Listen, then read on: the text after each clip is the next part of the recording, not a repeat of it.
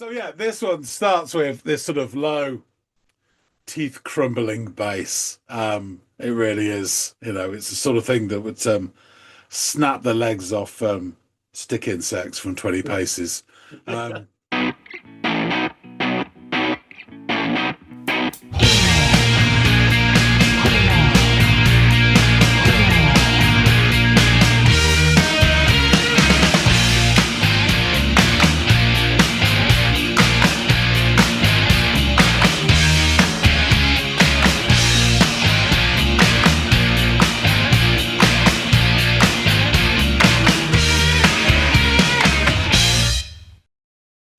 Hey everybody, and welcome to another episode of the Audiophiles. My name's John, his name's Andy.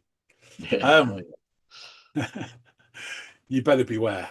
You better take care. You better watch out if you've got long black hair. More on that later, perhaps. But first, we've got a track to listen to from Brother Andy. What have you got for us today? Well, it's interesting that when we just did our last episode, recorded our last episode, a peek behind the curtain, you continued to take me on this journey through PJ Harvey's discography in a chronological order.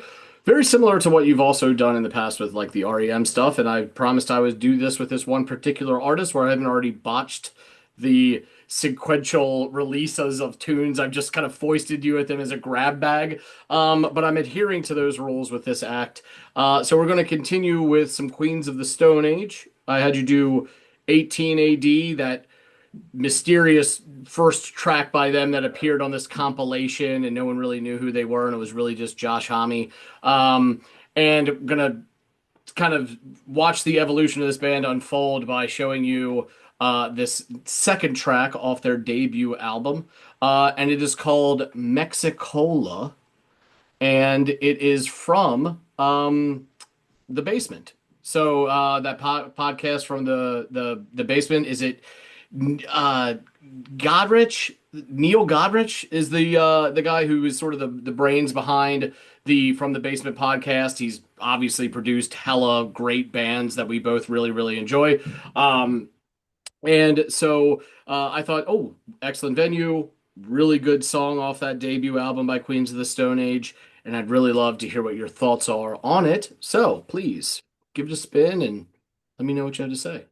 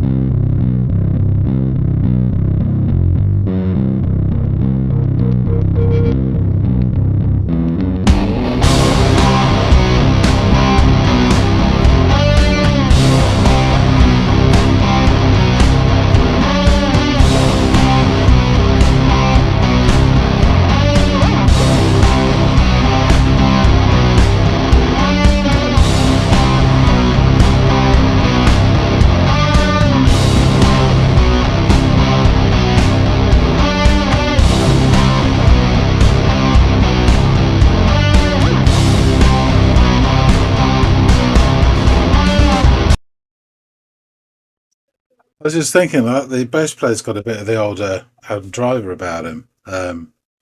Anyway, yeah, good start. That bass, real sort of grumbling appendix of a bass. Yeah, really nice sound to it. And then you get this sort of radio signal from the pickup of the guitar, and then they kick in with this riff, which is like proper heads down, sort of heavy rocking riff. There's nothing particularly spectacular about it, but it's just real proper meat and potatoes. Sounds good. And he does that thing at the end of phrases where I don't know what you call it. They'll call it like a yawn stretch. So it's dun, dun, dun, dun, dun, and it's like, yeah, yawn stretch at the end of it, which is nice. I particularly like the drummer as well.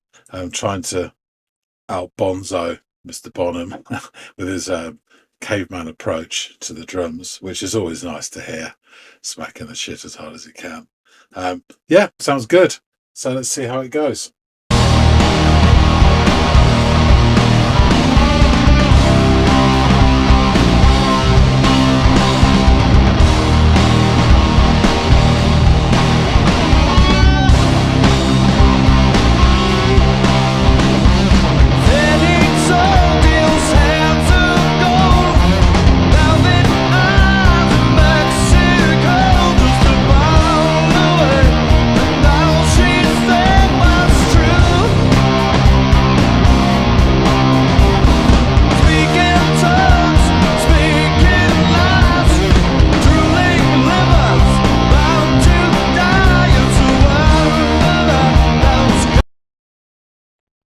Okay, he sounds great.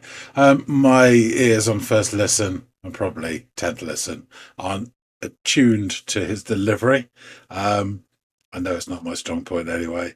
So I'm catching the odd words. There was definitely Mexico in there, so it was true. And they said sort of like speaking tongues, and I thought it said drooling livers, which sort of made my ears prick up. So let's just check that.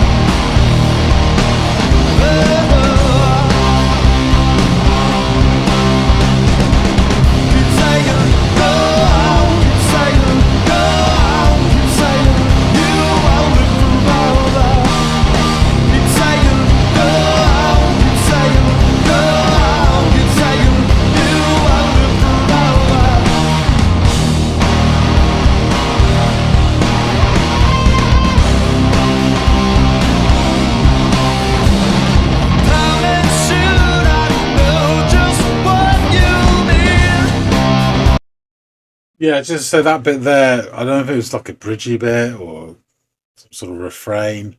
Had a real, I mean, this overall has a kind of like 70s rock feel to it, but that was like the kind of like bit where their inner muso takes over. I don't know what it was trying to do, but for me, it kind of broke up the momentum of the song. Perhaps that's what it's supposed to do. But when they come back in as just now, so it was almost like a relief that we're back to this sort of main melody of the verse. Yeah, it didn't really work for me. I'm sure it does with a lot of people, but for me.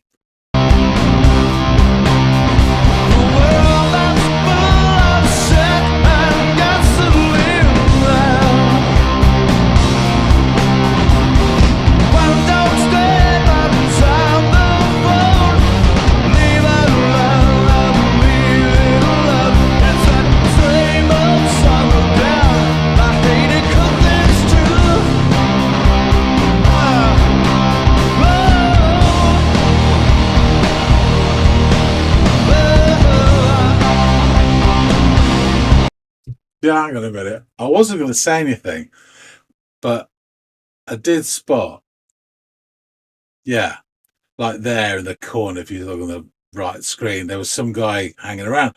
I just thought maybe it's one of the crew or, you know, T-boy or something. Um, but it turns out from that little bit there we go, that he plays a tambourine and he has access to seemingly one note on the keyboard. Um, yeah, this performance is shot or vision mixed, really, or edited in a strange way. You got plenty of the bass player, plenty of the lead singer, as you would expect. Um, Mr. Black Crowes there gets hardly anything, and Gimp over here gets absolutely nothing, like half a second. It's bizarre, and yet the rest of the time it's just lovingly focused on the drummer so much. This should be called From the Drummer's Basement with Guests. Bizarre choices. Let's just see the keyboard tambourine player in all his full half a second glory again.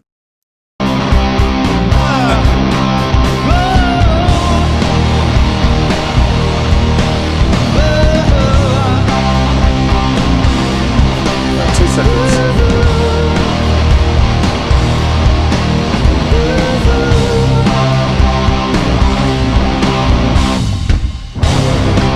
Nice.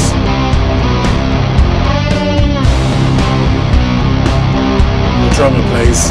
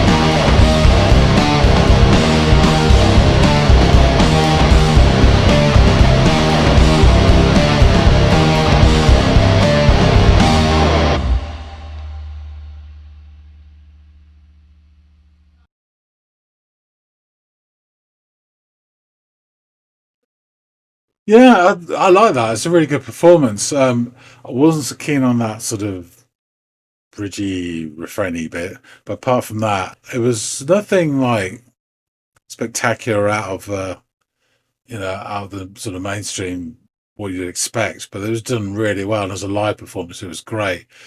I don't want to focus too much on the video side of things rather than song, but it is a live performance, and it's just so weird. He goes into that really nice guitar solo, which has a lovely tone to it, sort of almost crackling.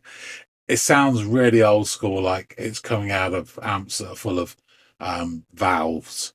Um, but the guy who's mixing the vision just concentrates on the drummer the whole time, and he's smacking the shit away. But um, it's not stuff we haven't heard before. But perhaps he hasn't, or perhaps he owes him money. Um, but yeah, I like this. When they were sort of heads down and just riffing and going for it, it had a lovely, almost physical element to it. It like had a presence, and it felt so like something that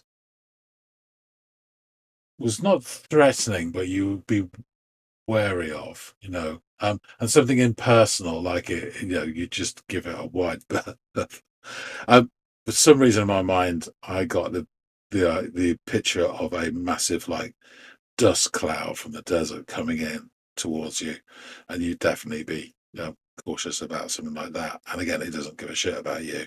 Um, so yeah, but overall, yeah, this is really interesting in terms of like the lyrics and the meaning, and not a chance.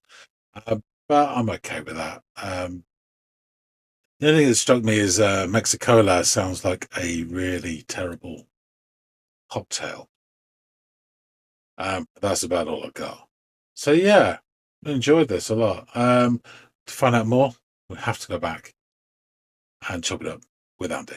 All right, my friend. So you've returned from the smoke-filled basement. Come up to raid the cabinets. What did you make of this track, Mexicola by Queens of the Stone Age, and this performance on From the Basement?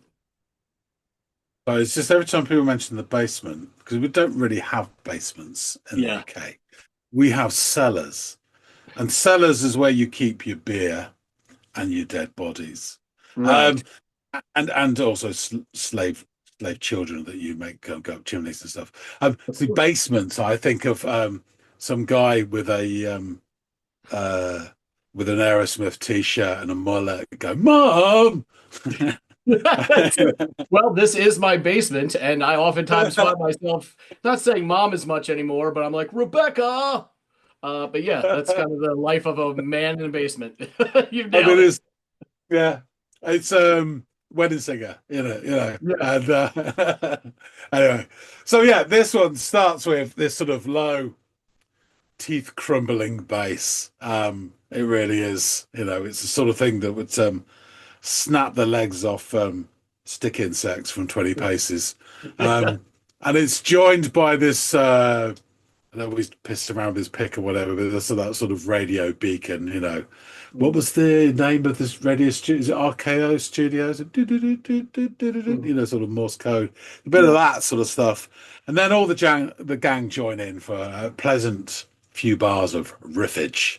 Um, the main guitar, and well, there's two of them, is given out fairly standard kind of meat and potato riff.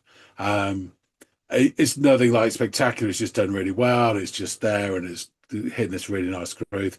And he does have this nice little I don't know what you call it musically. I call it a yawn stretch at the end of each phrase. You do it, yeah.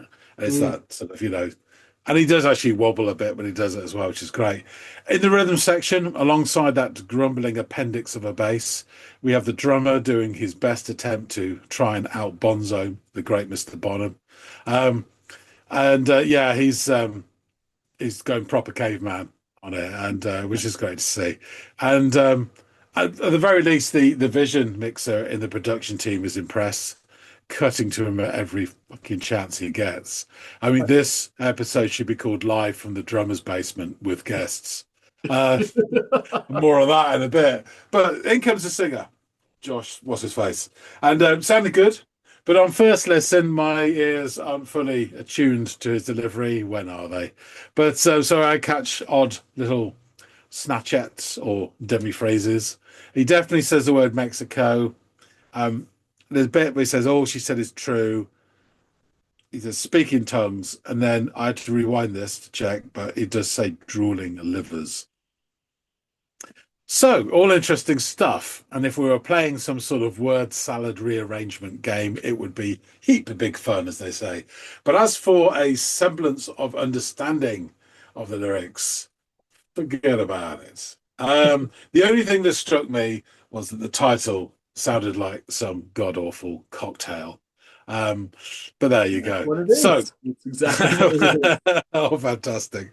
is. Anyway, the overall effect of the sound is this heavy groove that has its own almost physical presence. Mm, Um, um, elemental. It has the an energy to it that holds you along, and it also has a sort of almost an impersonal quality to me, and it put me in mind of a large approaching dust cloud, where you just know it doesn't give a shit about you, but you know you have to be careful of it. And yeah. so it's not threatening this song, but it has that sort of presence that you know you just need to be a bit wary. Um, Never mind what the actual meaning is. So the singer vocalizes a few ooh, ah, ah, and then we get into this kind of refrainy bit that's almost bridgy and sounds very sort of 70s heavy rock. The way the line is delivered, he sings it in quite a strange, affected way.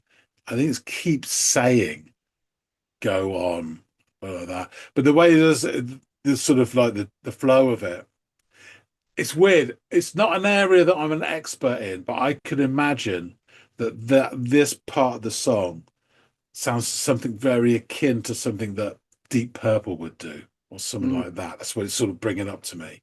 Um, it's that point in the 70s where bands, the heavier sort of rock bands, moved away from a blues, a flavored rock into something else. mhm. That was directly from 12 Bar Blues. Um, a lot like Zeppelin and stuff like that was. So for me, this little refrainy bit wasn't the best bit of the song. It wasn't a great winner for me. I felt that it breaks up the momentum of the song, which is confirmed to me when he comes back in after this. Um, and we return to that sort of verse structure, and I'm instantly pleased that we are there again. So that says a lot for me that the difference between the two. Again, I get snatches. He says something like, I know just what you mean. And there was a world of like something like silt and gasoline and something on the phone and leave it alone, the same old song. So no, not any clearer.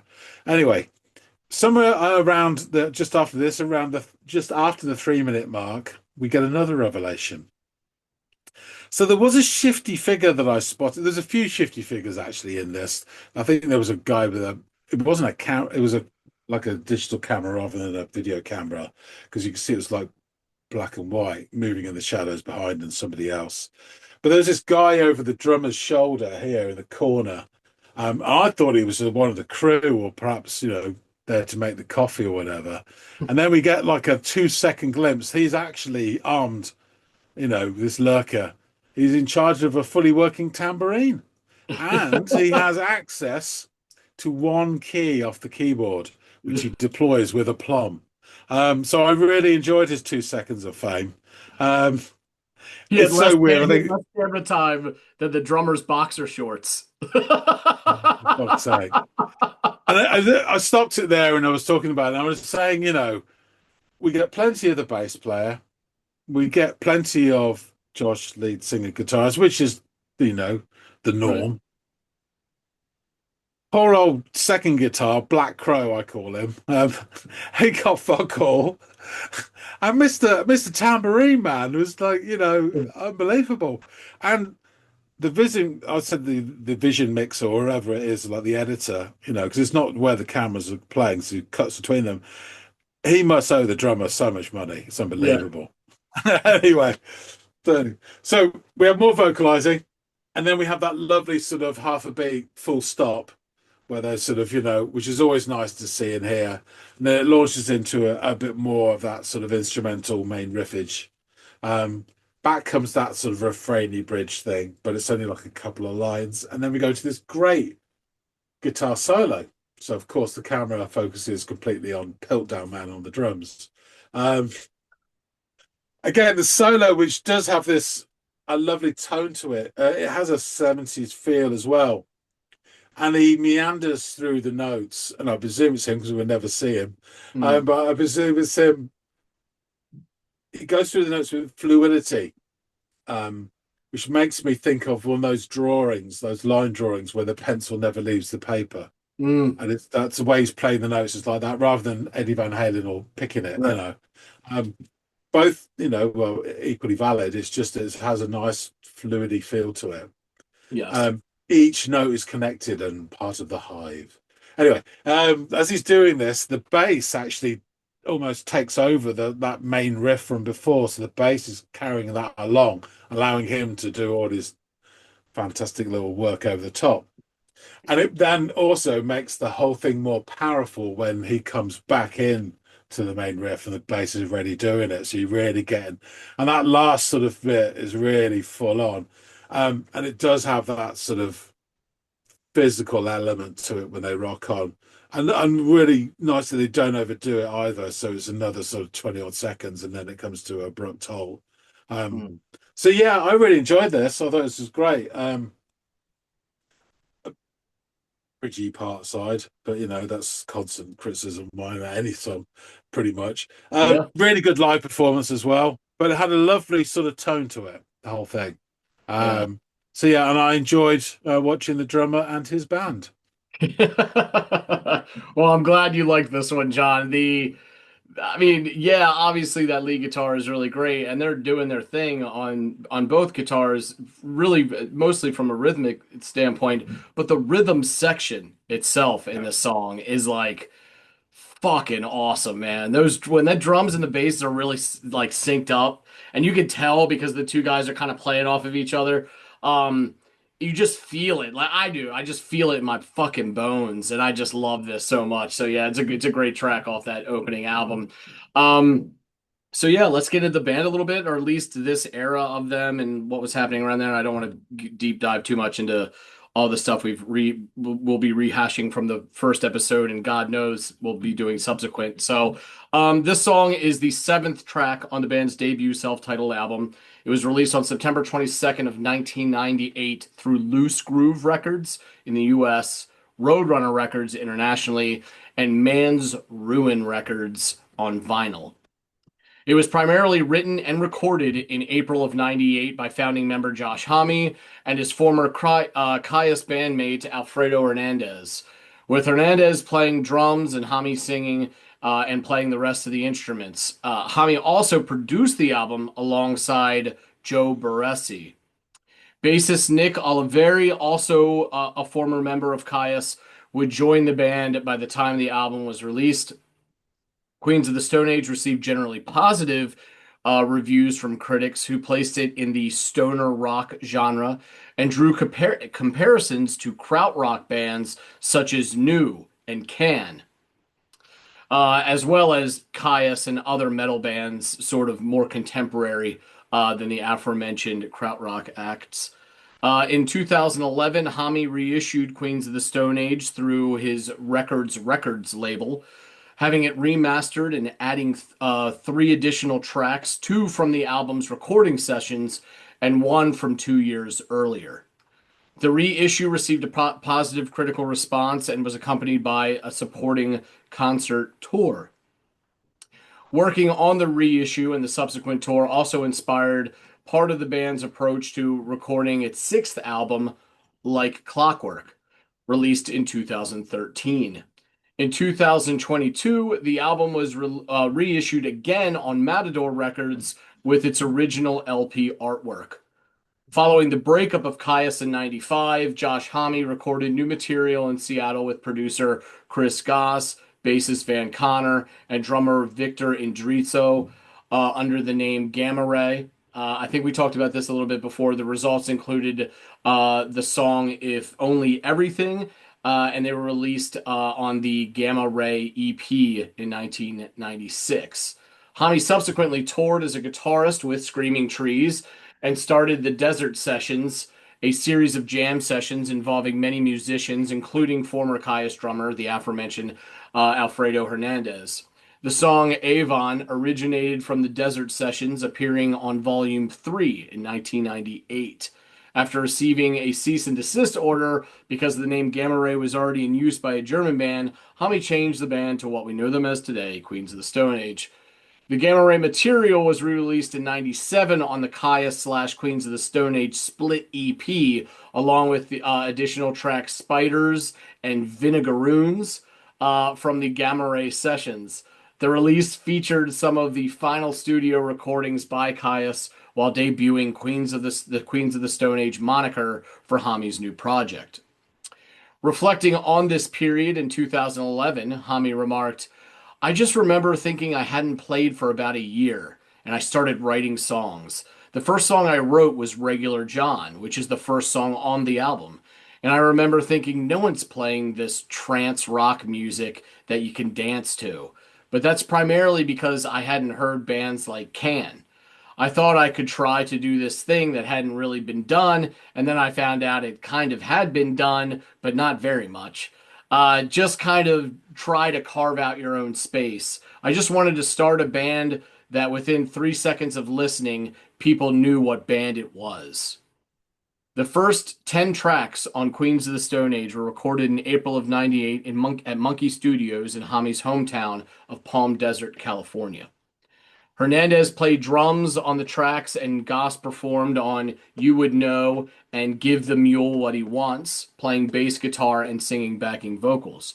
Hami sang lead vocals and played the rest of the instruments on the recordings, crediting himself under the pseudonym Carlo for his bass work, keyboard, and piano work.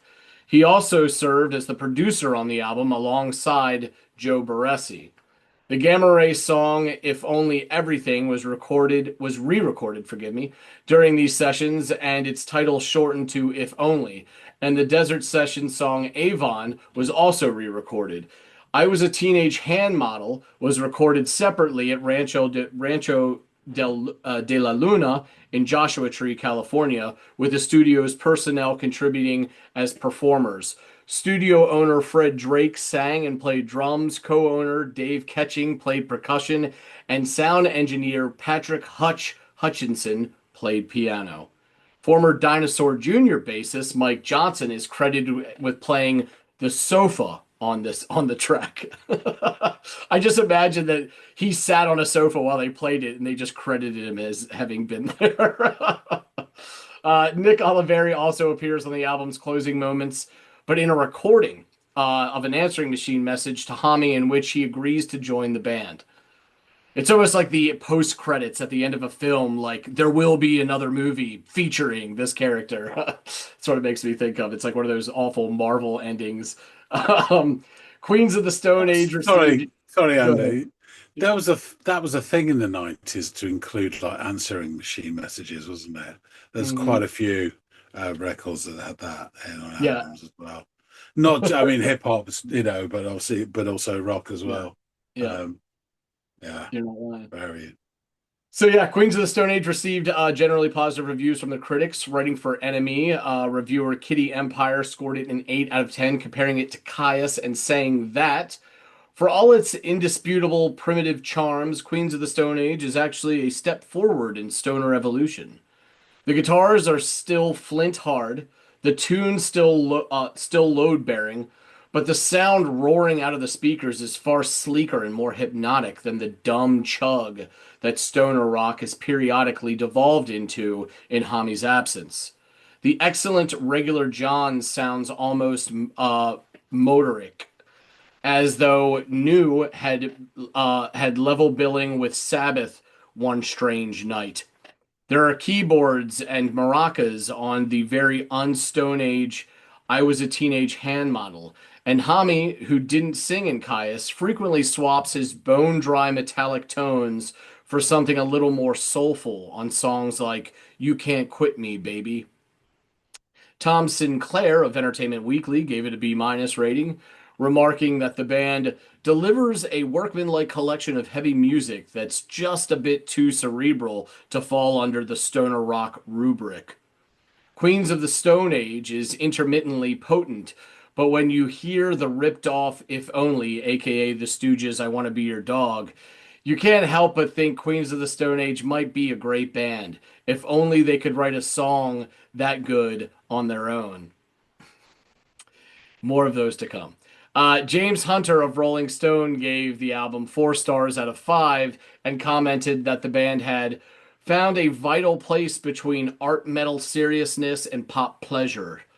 It begins right away with the trance-like Regular John, a track that layers Hami's yelping guitar accents over a fuzzy groove. While other metalheads play around with sequencers, Queens of the Stone Age have something a little more heated and classical in mind. The rest of the album charges on with its compelling contrast between Hami's papery vocals and the surrounding rampage. Sometimes the songs explore pure heaviness, as on the wall rattling Walkin' on the Sidewalks, but more often they thrillingly toy with elements like vocal hooks, You Would Know, and Metal Frenzy, How to Handle a Rope, without giving in to either. Writing in Spin, Joe Gross scored Queens of the Stone Age 7 out of 10, saying, "It's strangely compelling to hear how Hami and his cohorts killed many an afternoon in a thick THC haze with Can's Tango Mago, then worked into their patented pedal abuse."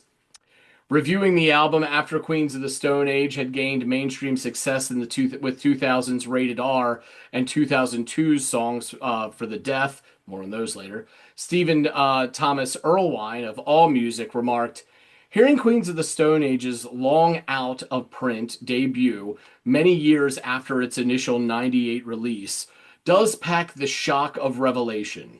Josh Homme's tightly wound blueprint for Queens of the Stone Age was in place from the very beginning.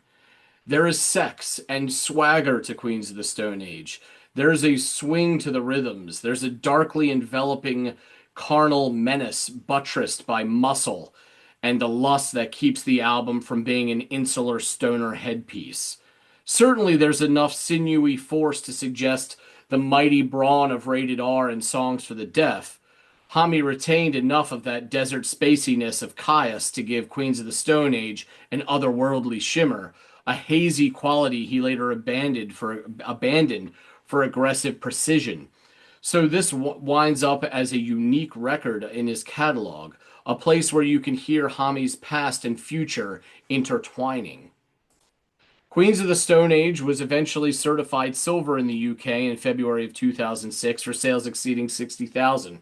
And it was listed in the 2010 reference book you might have heard of, John, 1001 Albums You Must Hear Before You Die. The only Queens of the Stone Age album to be included, which is actually a bit of a stunner for me, if I'm being honest with you. Um, Following a deluxe edition reissue of Rated R in 2010, Homme announced that the band would reissue Queens of the Stone Age as well, stating that the album had become impossible to get. It'd been out of print for so long. The band, which then consisted of Homme, guitarist Troy Van Leeuwen. If that name sounds familiar, it's because he was a founding member of Failure and he played with a Perfect Circle on their first 2 albums, along with the James Iha of Smashing Pumpkins. So you've definitely heard some of, would you call him Black Crow or whatever? You've heard some of his material before, John. The old crow strikes again. It also included bassist Michael Schumann.